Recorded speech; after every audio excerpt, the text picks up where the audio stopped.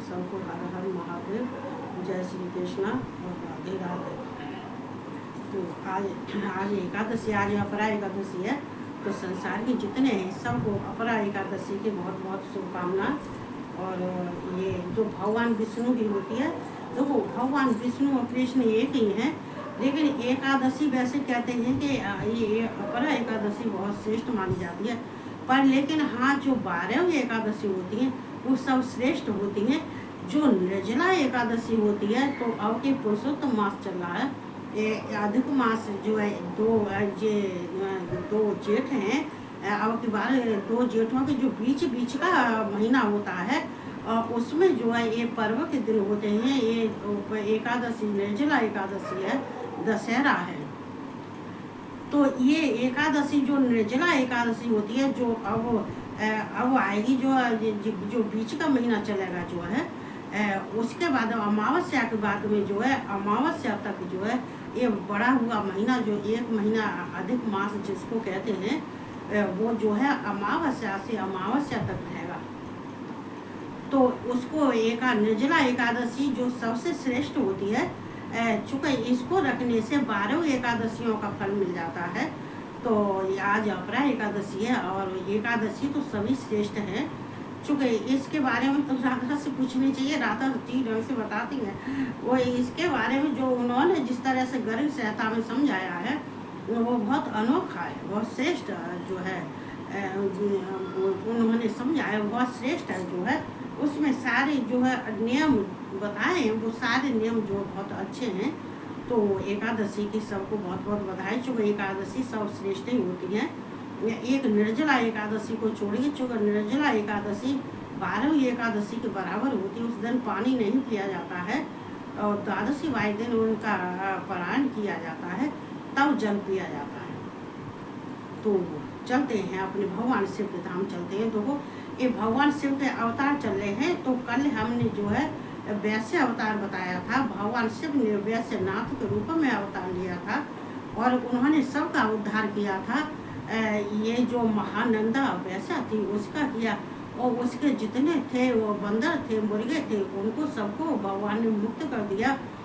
सबको जो है उनको वरदान दे दिया था, और उनकी सखियाँ थी सबको, मतलब जो भगवान शिव ने वैश्यनाथ के रूप में अवतार में उन्होंने सबका उद्धार कर दिया था। लेकिन आज ये भगवान शिव का द्विजेश्वर अवतार है। ये द्विजेश्वर अवतार क्यों है कि देखो, यहाँ ये कथा पहले भी आ चुकी है। जो भगवान शिव के 28 अवतार थे द्वापर में, भगवान ने 28 जो अवतार लिए, उसमें ये भद्राई की कथा है, जो आज हम द्विजेश्वर अवतार की कह रहे हैं। तो यहाँ पे ये नंदी जो है उनको सुना रहे हैं कि भगवान शिव ने दूसरों का कल्याण करने के लिए और मनुष्यों का उद्धार करने के लिए ये द्विजेश्वर अवतार भगवान शिव ने लिया है।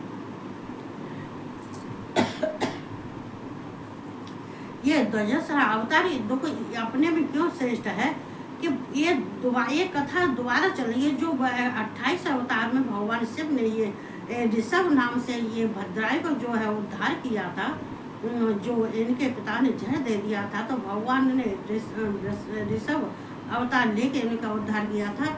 वो ही भद्राई की ये कथा है। इसमें जो भगवान शिव के 19 अवतार हैं उनमें। तो ये यहाँ पे नंदी बता रहे हैं सनत कुमार से कि ये भद्राई जो है ये भगवान शिव के अनन्य भक्त हैं। भगवान शिव ने भी ऋषभ अवतार में भी इनका उद्धार किया था। तो आज भी भगवान शिव जो है ये भद्राई की जो है ये परीक्षा लेने के लिए, और उन्होंने ये द्विजेश्वर अवतार लिया है। तो ये कहते हैं ये भद्राई जो है अपने में श्रेष्ठ ये राजा थे। ये विष्णु राजा, ये विष्णु के अवतार हैं। ये विष्णु अवतार जो है, ये भद्राई जो है विष्णु अवतार है। यह विष्णु ही समझा जाता है, क्योंकि विष्णु राजा ये भद्राई को कहा जाता है। और भद्राई जो अपने में खूब राज सिंहासन भगवान ने तभी द्वापर में दिलवा दिया था, और अपना राज्य कर रहे थे। ये राजा थे, ये क्षत्रिय थे, और ये जो है अपना राजभार सब संभालने लगे थे द्वापर से ही, जब भगवान ने ऋषभ अवतार लिया था तभी से। उसके बाद में इन्होंने जो है अपनी शादी की थी, तो शादी की थी इन्होंने जो चंद्रांगद है का उनकी और सीमंतनी उनकी पत्नी उनके बेटी के रूप में उनके घर उनके सीमंतनी के गर्भ से एक सुंदर कन्या ने जन्म लिया था। उसका नाम था कीर्तमालिनी। और भद्राय की शादी फिर कीर्तमालिनी से हुई थी। कीर्तमालिनी ये देखो कीर्तमालिनी ऐसी नहीं थी, ये बहुत सती साध्वी थी। और ये देखो जितने भक्त भगवान के हैं या उनकी शादी तो ऐसी ही स्त्रियों से होती है। चूँकि देखो भगवान उनसे उनको मिलाता है, जिससे कि उनके मिलने से इनके दोगुनी शक्ति हो जाती है और कार्यभार भी उठाया जाता है। और जैसा राजा होता है वैसी ही रानी होनी चाहिए, जैसी रानी है वैसा राजा भी होना चाहिए। लेकिन ये भद्राय की शादी कीर्तमालिनी से हो जाती है। होने के बाद में ये आराम से रहने लगे और रहने के बाद में फिर इन्होंने विचार किया था कि आज हम जो है आज वन में जो है आनंद करने के लिए, वन विहार करने के लिए चलते हैं। ये पत्नी से अपनी से जो इन्होंने विचार विमर्श करके और ये कहाँ चल दिए, ये वन विहार में चल दिए। ये जो है अपने आनंद प्राप्त करने के लिए चल दिए थे। और जाने के बाद में चूँकि इनका कार्य भगवान ने सौंपा था कि ये क्षत्रियों का कार्य होता है कि ये जो जीव जंतुओं से सज्जन पुरुषों की जो है उनकी सहायता करें, उनकी मदद करें। और किसी गरीब हुआ क्या अगर वो परेशान है तो उसकी भी मदद करें। तो वो क्षत्रियों का जो कार्य होता है वो सबसे अलग होता है। तो यहाँ पे ये राजा जो कहाँ गए थे, ये वन विहार में गए थे। लेकिन वन विहार में जाके बड़े आनंद से रहने लगे और दोनों पत्नी बहुत वहाँ के जो पेड़ पौधे फूल पत्ती देख के वहाँ पे बहुत उनको आनंद आ रहा था। लेकिन भगवान शिव ने कही ये ही मौका है, ये इससे अच्छा मौका नहीं आएगा। भगवान शिव ने कही कि अब हमें जो ब्राह्मणी का पार्वती और हम दोनों को ब्राह्मण और ब्राह्मणी का जन्म लेना, वो अवतार वो लेना चाहिए, रूप लेना चाहिए। चूँकि द्विजेश्वर अवतार जो एक ब्राह्मण को ही कहते हैं, द्विज माने ब्राह्मण कहते हैं।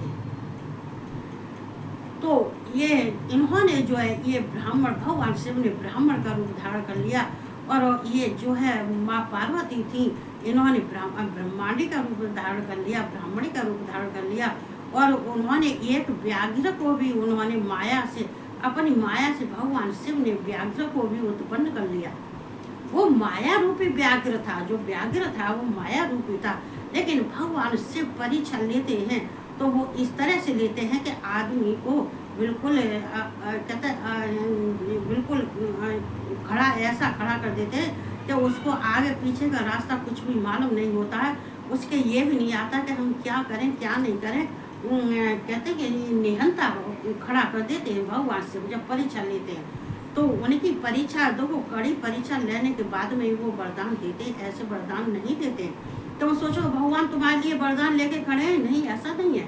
भगवान जितना तुम अगर उनकी परीक्षा में पास हो जाओगे, जितना वो कष्ट तुम्हें दे रहे हैं, वो कष्ट सहने के बाद में या अगर परीक्षा में सफल हो जाते हैं तो भगवान मन चाहे वरदान दे देते हैं, अपना धाम भी दे देते हैं, अपना स्वरूप भी दे देते हैं।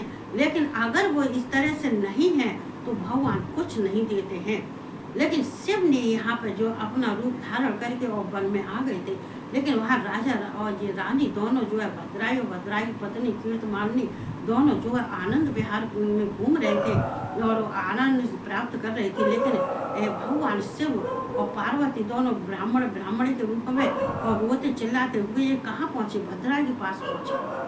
और दोनों रोते हुए पहुँचे और कहने लगे कि राजा हमें बचाओ, हमें बचाओ, ये व्याघ्र जो हमें खा रहा है, हमें खा जाएगा, हमें बचाओ।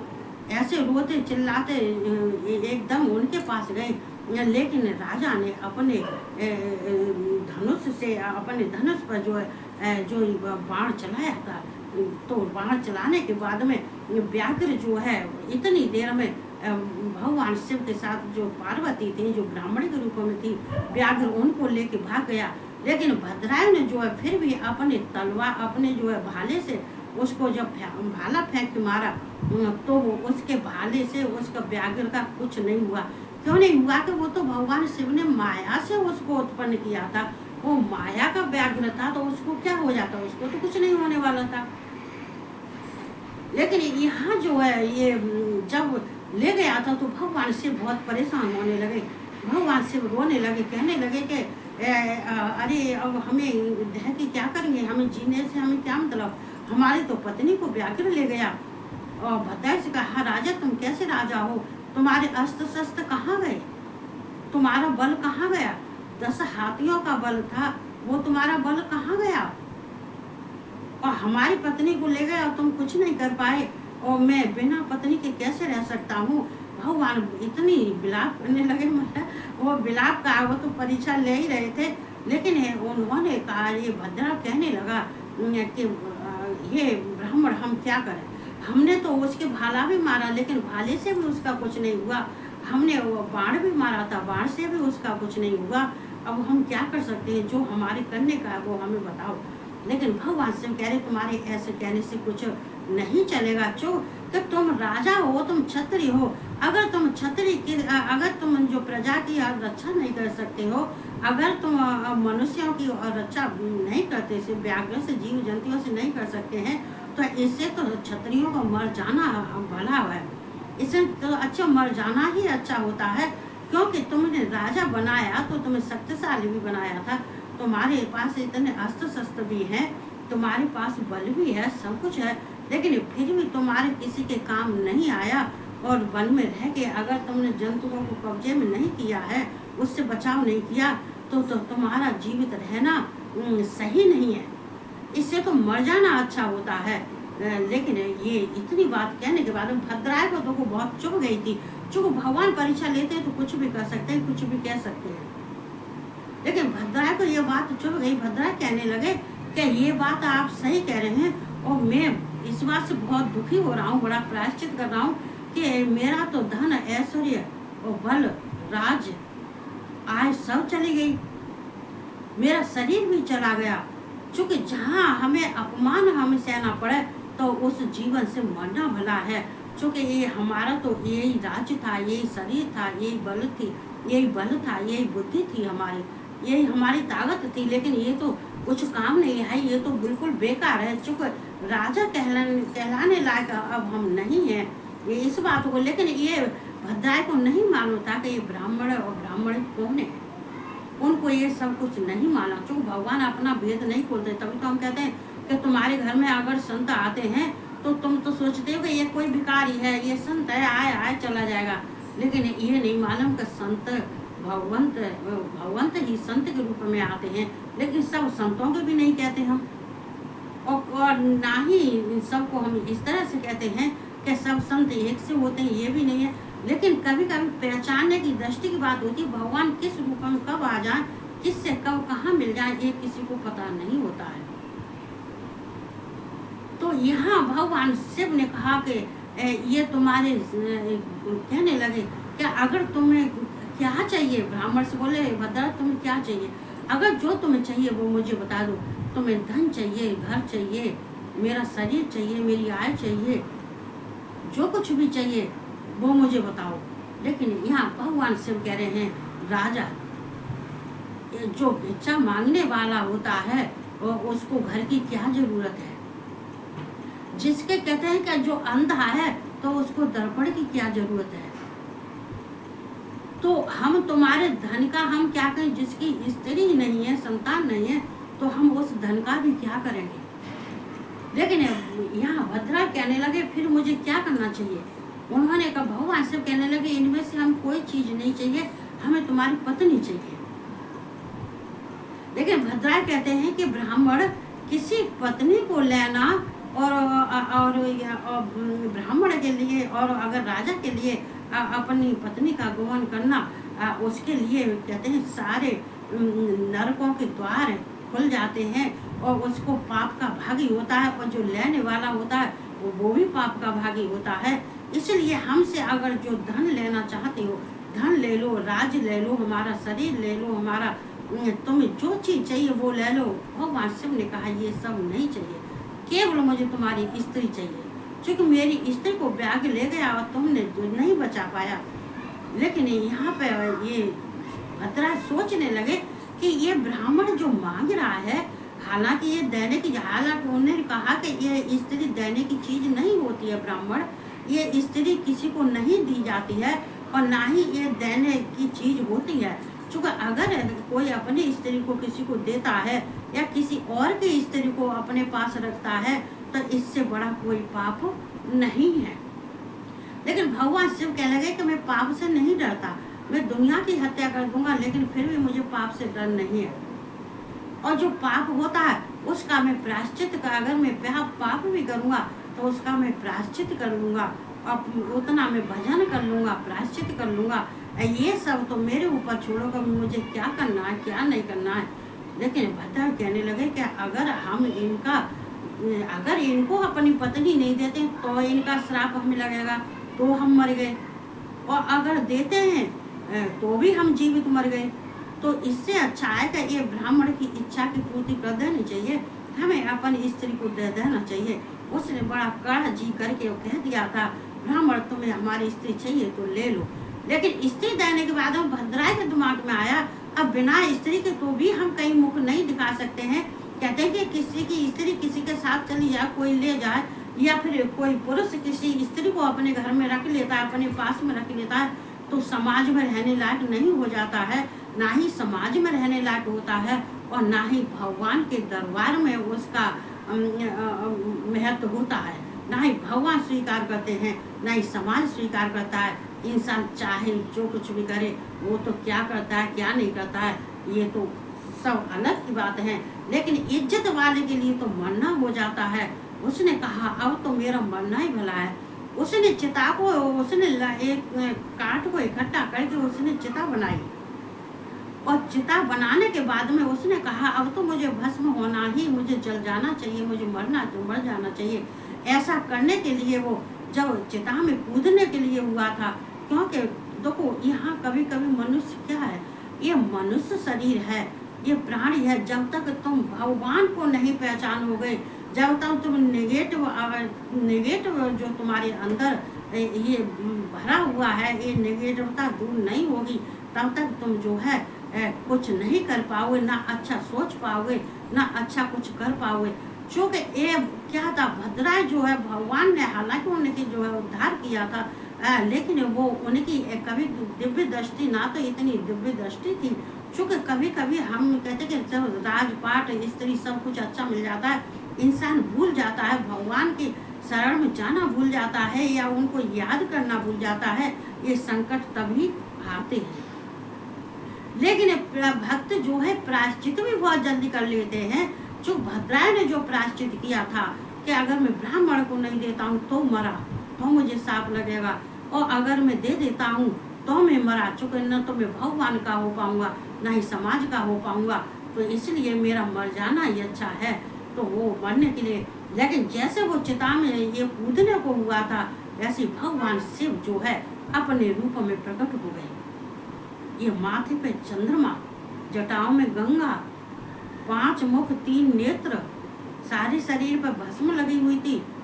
ये व्याघ्र चर्म पहने हुए थे, हाथ में डमरू था, गले में मुंडमाला थी। ये भगवान शिव जो है अपने गौर बढ़ के, और ये भगवान अपने स्वरूप में उनके सामने ये खड़े हो गए।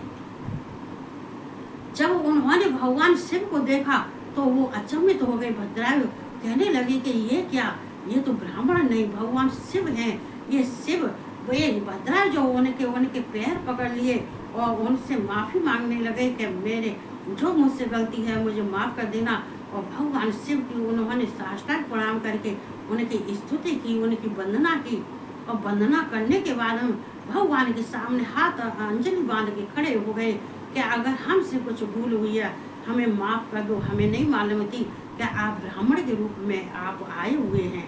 लेकिन यहाँ भगवान शिव उनको समझाते हैं, हे भद्राय, तुम्हारी जो हमने जो ये परीक्षा ली, हमने तुम्हारी परीक्षा ली थी, लेकिन तुम परीक्षा में सफल हो गए। ये जो है पार्वत जो ये ब्राह्मण का रूप हमने धरा, पार्वती ने ब्राह्मणी का रूप धरा। और ये व्याघ्र कौन था, ये भद्राय, ये व्याघ्र माया का था, और इसलिए तुम्हारे भाले से उसको कुछ नहीं हुआ, ना ही तुम्हारे बाण से कुछ हुआ। ये हमने सिर्फ जो कुछ भी किया तुम्हारी परीक्षा लेने के लिए कहा था कि चूक दुख कभी हमारा भक्त अगर कहीं भटक जाता है या भूल जाता है तो उसकी हम फिर उसको याद दिलाने के लिए और परीक्षा लेने के लिए हम आते हैं।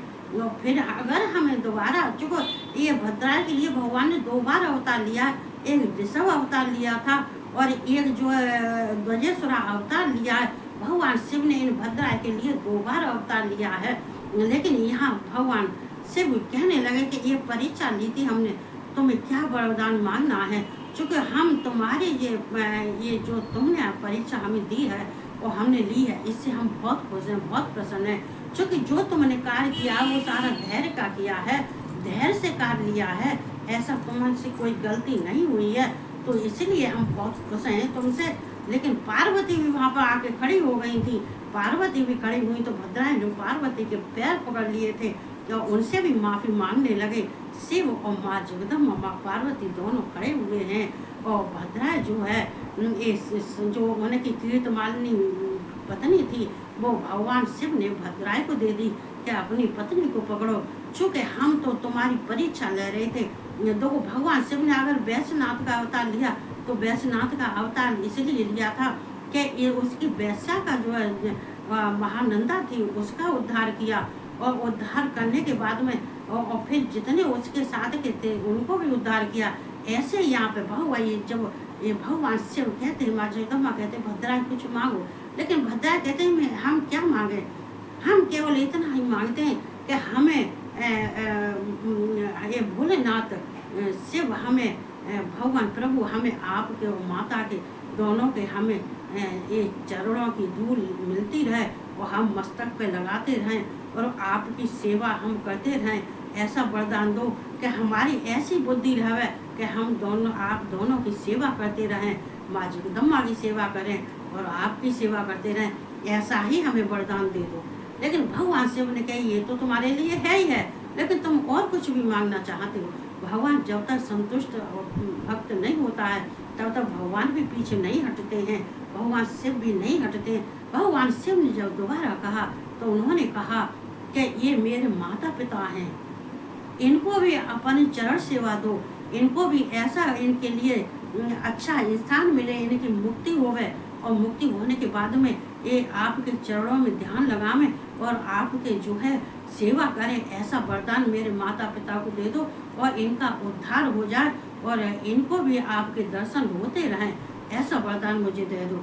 लेकिन भगवान शिव ने कहा चलो ये वरदान तुम्हें दिया, लेकिन सीमंत ये कीर्तमालिनी तुम क्या चाहती हो। कीर्तमालिनी कह रही कि मुझे भी प्रभु वरदान दो। भगवान शिव ने कहा तुम्हें क्या चाहिए।